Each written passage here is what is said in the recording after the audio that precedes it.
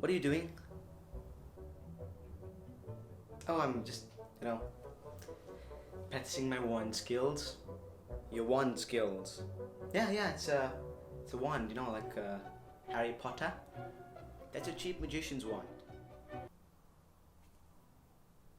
It does all the same things. Oh, I can do the same. Silly me.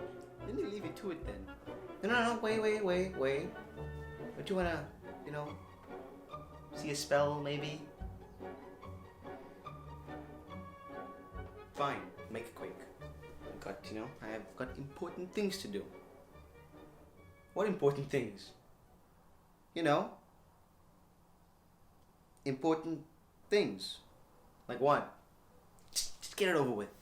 Okay, just chill. This is supposed to be fun. Oh, wait, not me.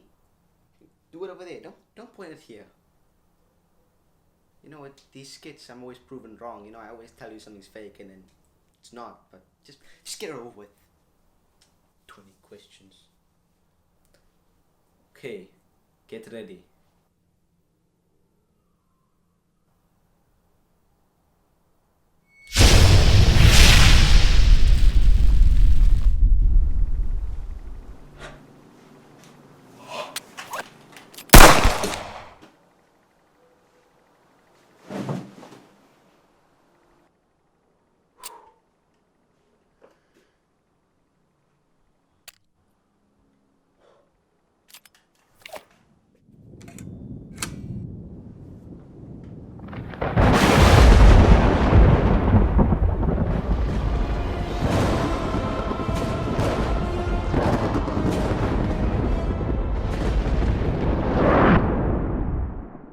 Welcome to Red's Effects. Today we are diving deep into the magical world of Harry Potter and turning you, yes you buddy, into a wizard. So grab your wand or your cheap magician one and let's make some magic. Boom. Boom! So who do we have to thank for this, I hear you're asking? Well, this has quickly become one of the most requested effects ever on the show, and to track down all those comments and put them on screen would be madness. So I'll show you one random one. Here it is. The Sino asked, can you do a Harry Potter spell effect? Well, as you saw from the opening sketch, yes, we can. I think. Now, a big part of this effect and what makes it look so good is stock footage. With a quick Google search, you can get tons of results and you can find lots of stock footage and it's easy to acquire. The only problem is the best ones cost some money. I'll be using Action Essentials too, as I always do, but all you really need is a spark layer, maybe a powder hit clip, and a smoke burst, the latter of which you can find in my muzzle flash tutorials download pack. But acquire those clips, bring them into Hitfilm, and let's get to work. Okay guys, I've got my footage ready and all my elements imported, so let's get to work. We'll be positioning quite a bit of elements on our wand's tip, so instead of tracking all of them individually, let's create a point layer to parent them to. Now you can track the tip of your wand, but the effect only lasts about 10 frames, so I'm choosing to do it by hand. Let's head to the point just before we strike with our wands and trim the point layer to start there. Now turn on keyframing for your point's position and go frame by frame for around 10 frames, making sure that it sticks to the tip of your wand.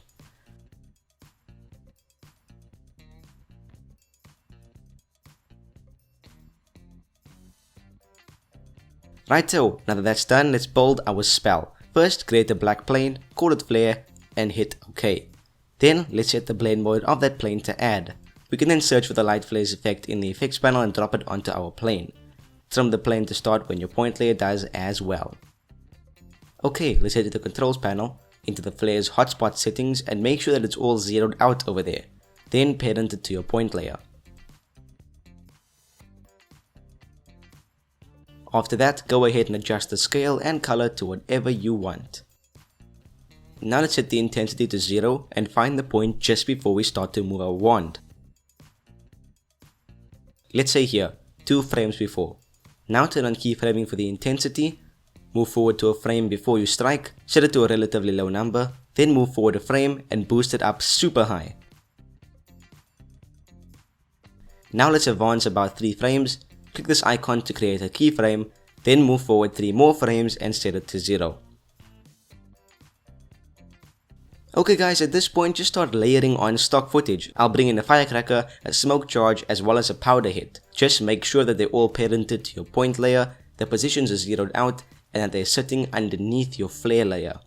For some realism, let's create a grade layer that starts when our flare layer does.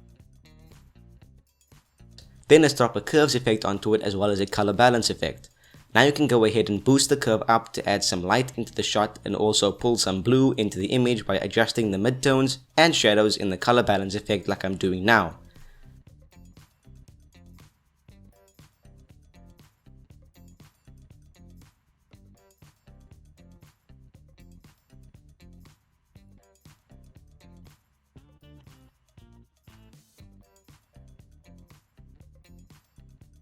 Set the opacity of the grade layer to 0 and turn on keyframing. Move forward to before you strike and set it to maybe 20%. Then advance a frame and smack it up to 100. Move forward 3 frames, create a keyframe, then find the point where your flare layer is completely faded out and set it all the way down to 0. Now guys, this episode is already running a bit long, so I'll just give you an overview of the final shot. All it contains is the same flare layer animated to move towards myself and the intensity keyframed to be super bright when it lands on me. I also added the motion blur effect to the flare plane as well as added a powder hit when the flare hits me. And there you go, a Harry Potter spell. Boom! Boom! Follow those steps, drink a liquid luck potion, oh, and kick Malfoy's ass, and you should end up with an effect that looks something like this. Well, that's it for this week, guys. I sincerely hope you enjoyed it and we'll come back for more next week. You can click the social media links on screen now. Twitter, Instagram, behind the scenes, sneak peeks, life. That's the best sound I've ever done in my entire life. Links are always in the description. I hope you enjoyed yourselves and I will see you in the next video.